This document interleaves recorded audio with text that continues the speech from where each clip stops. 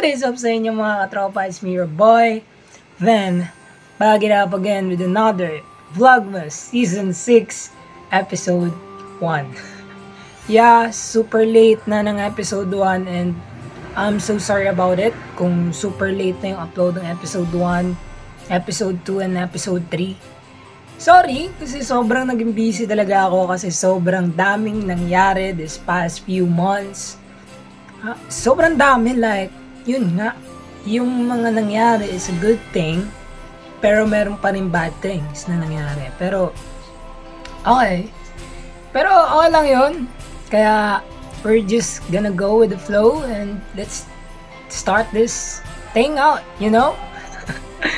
So, yun, our first episode is about the self-redemption. So, what do I mean by the self-redemption? So, yung ibig kong sabihin sa self-redemption ko is all of you knows that I've suffered from a thing for the past 4 years. For the past 4 years, I think 2020, 21, 22, and then 21, 22, 23, and then 24. And then I just got undiagnosed this year. Kaya ngayon pa lang talaga ako nagiging okay. And ngayon ko pa lang talaga nire-redeem yung sarili ko kasi I lost myself dun sa 4-year battle na yun. And then the first thing that na pinasok ko talaga na opportunity, like, bumalik ulit ako sa pagiging candidate of student council or student leader. Well, yung sinabi ko nun dati, nung sa masters pa lang, di ba? Ang sabi ko nun, nung natalo kami, lalaban pa ako sa susunod. Like, I really don't care if I lose or I win. Basta as long as I'm trying, and then yung adhikain ko or yung hanga din ko is maganda, wala na akong pakialam kung matalo ako or hindi. Kasi alam ko naman na kahit matalo ko, makakatulong pa rin ako, just like what I did last year. So, ayun. So, nag-file ako ng certificate of candidacy, not as senator, but as secretary. So, yun nga, huge level up yon. Na para bang, it's a brand new stage na dati akong candidate of senator, which is a lower position na may hahawakan kong committee. But now, I'm on the higher position, which is more on paperworks, making proposals, requests, and a lot more, no? So, talagang huge level up. Even though I really don't have any ideas nung simula kung ano ba talaga yung responsibility ng isang secretary, but sabi ko nga sa inyo, don't be scared to try new things out. Keep exploring one step at a time. Okay? One step every time. I'm just exploring things out na hindi ko pa talaga totally alam or wala pa akong knowledge doon. And then, aminado ako nung una, I'm doubting myself up na kaya ko ba to or hindi. Lagi kong tinatanong yung sarili ko na ganun. Which is, look am I now? Kaya ko pala. Even though na nag-doubt ako sa sarili ko, well, yung self-doubt naman, hindi naman mawawala yan. It's a normal thing to us human beings. So, yun. Nag-file ako ng certificate of candidacy as a secretary.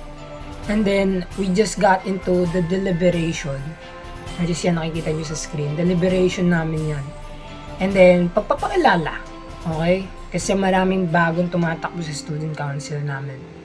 So, pinakilala ko yung sarili ko at sinabi ko rin yung konting background ko. Na dati akong publication assistant team leader and head committee ng publication team, which is yung Lila. And also, dati rin akong candidate ng student council or ng college level council as a senator naman. And then, sinabi ko sa kanila kung ako yung tatanungin nyo, dati akong kalaban nila Kuya Alvin, nila Pres. Pero bakit ngayon is nasa partido nila ako at kakampi. There's only one reason about it na sinabi ko dun sa deliberation. Ang isang rason ko lang sa bagay na yun is gusto kong mag-grow pa. And gusto kong maging parte ng legacy ni Kuya Alvin sa CCC.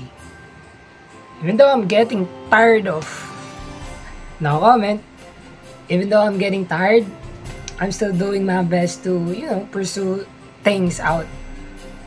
So after the deliberation, election came in. I suddenly win. Yeah, I did not expect that. Hindi ko pa na-expect yun. Well, I expected it naman kasi ang dami ko na din kasi napatunayan last year, no first year ako. Ang dami ko na rin nagawa even though I have no position in college level council. Ang dami ko napatunayan. Then after that, Linggo ng Kabataan came in. The junior official election comes in naman. Well, to be honest, I really don't have interest on running to that specific opportunity. Pero sabi ko nga, I'm redeeming myself. So, hindi ko sasayangin lahat ng opportunity na dadating para sa akin. So, yun. Even though na I'm doubting myself up that time na kaya ko ba to? Which is, kinaya ko siya kasi nagbunga lahat. Ayun. So, yun na nga. I just got elected. The first one na tinakbuhan ko is yung Junior Municipal Agricultural. Pero hindi ako nanalo doon. Okay. And then, the second one na tinakbuhan ko, which is dun sa nanalo ako, is the Junior Municipal Engineer. So, nanalo ako doon and then, man, it's a great experience, a great opportunity, and ngayon aware na ako na almost lahat, hindi naman almost, lahat ng department dito sa government namin sa Calauan is gumagalaw siya at hindi nagbubulsa kagaya ng mga buhaya. Peace out, man. Hindi ko kayo pinaparinggan. So, yun. Nanalo ako doon. But, after our duty came in, nagkaroon naman ng youth camp 2025. Which is part pa rin siya ng Linggo ng Kabataan. That was the last day. I just got picked to be the representative of the black team sa Mr. and Miss Youth Camp 2025. So I just got picked by that, in that moment. And really, I don't really expected that na makakapasok ako sa top 3. Kasi sabi ko nga, hindi ako, yung last experience ko sa mga pageant is grade school pa ako, which is LM. Okay? Sobrang tagal na. At ngayon lang ulit nasundan doon sa youth camp. Wala na akong, hindi ko na sa ulo kung paano, hindi ko na gamay kung paano rumampa. Pero sabi ko, kung hindi man ako makarampa na maayos, babawi ako sa Q&A. So, gladly, yung tanong na napunta sa akin is yung madalas kong sinasagot pag tinatanong ng mga kaibigan ko, anong mas mahalaga, diskarte o diploma? Well, alam niyo naman yung sagot ko doon, diploma. So, ayun nga, no. Nakapasok ako sa top 3. Top 2 ako ng Mr. Youth Camp 2025. Okay? Hindi ko talaga in-expect yun. Like, nung nag-a-announce na sila, pabalik na ako sa tent namin, biglang tinawag yung black team. So, ako, bumalik naman ako. Gulat na gulat. Kasi hindi ko naman talaga in-expect. Yun. Pero yun, after the youth camp, here we go sa first duty namin as a junior municipal. So, nakinig kami sa SB or Sangguniang Bayan meeting. Nakinig kami and nalaman namin kung paano ba nila ina-approve yung bawat laws and ordinance na pinapatupad nila sa specific place or bayan. No? Nalaman namin kung paano yung process. And then yet, I made a new friends. I met someone. To be honest, sa susunod na yon, huwag muna natin pag-usapan dito sa first episode. Yeah, I met someone. And yun.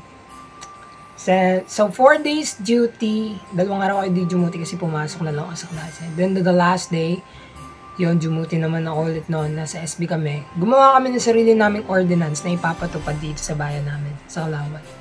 Which is yung Campus Sports League, I think. Oo nga, tama. Campus Sports League. So every school here in our place, pwedeng mag-participate doon, which is campus to campus. More likely parang UAAP siya or NCAA na gano'n. Basta, maganda kasi talaga yun, to be honest. Pabor ako doon, pero mas pabor talaga ako doon sa ordinance ng basta nun. So, after those 4 days duty, Monday, I think last week or this week ata. This week, flag ceremony and awarding. So, I got a plaque. Yan. So, basahin ko sa inyo. Plaque of Recognition Leadership Award. This plaque is hereby awarded to Heaven A. Cerquillo for exemplary leadership, dedication, and service as an elected junior official during Linggo ng Kabataan 2025. Your commitment to lead with integrity, compassion, and responsibility has greatly contributed to the success of our programs and inspired fellow youth to be active citizens and future leaders. Presented this 8th day of September 2025. I got a plaque. So, I really don't expect this moment. Yung mga moments na na-experience ko this past few days, weeks, hindi ko siya in-expect kasi you know me na sobrang nagda-doubt ako sa sarili ko na to be honest, wala talaga akong tiwala sa sarili ko. But all of these things, yung awards ko, yung accomplishments ko, this is not for clout. Okay? Kasi some of people na may galit sa akin or may sama ng loob sa akin, they are saying na pinasok ko yung isang oportunidad para sa clout or para sumikat lang yung pangalan ko. Which is not. Those achievements and these awards na natatanggap ko coming from those opportunities this is for my family. Okay? Ito yung sukle para sa mga sacrifices nila. So that's why hindi ko sinasayang bawat oportunidad na ibinibigay sa akin ng pagkakataon. Talagang lahat pinapasok ko talaga even though wala talaga akong idea kung paano gampanan yung specific na opportunity na yon.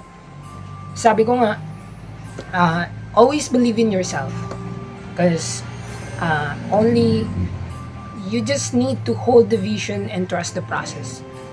And don't be scared to explore things out. Kumbaga, kasi marami kang matututunan dyan. Kapag in-explore mo yung mga bagay na hindi mo pa alam or wala ka pang so much knowledge about it, marami kang matututunan dyan. And to be honest, I learned a lot of things. Okay? I learned a lot of things. I learned to be a good leader, which is a great leader.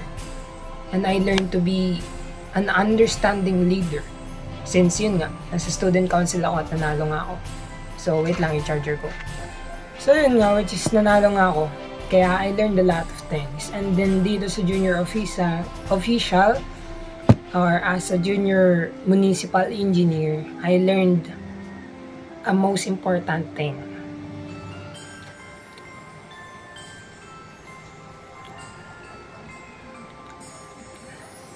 Serve in the right way.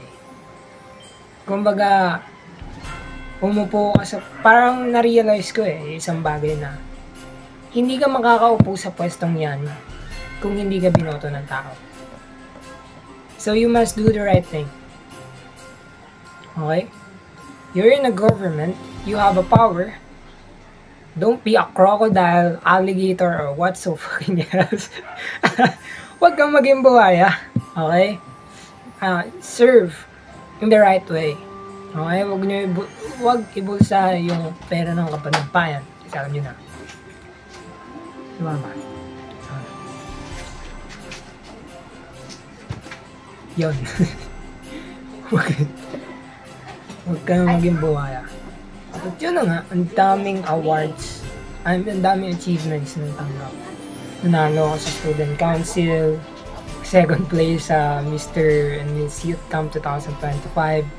Then ito yung plaque sa junior official. Then, ano pa ba? Marami pang parating, okay? So, yun lang naman. Self-redemption lang naman talaga. It's all about that thing. So, yun. So, next episode is we're just gonna answer 10 questions and every questions na hindi natin masasagot is may consequence. Ito siya, oh.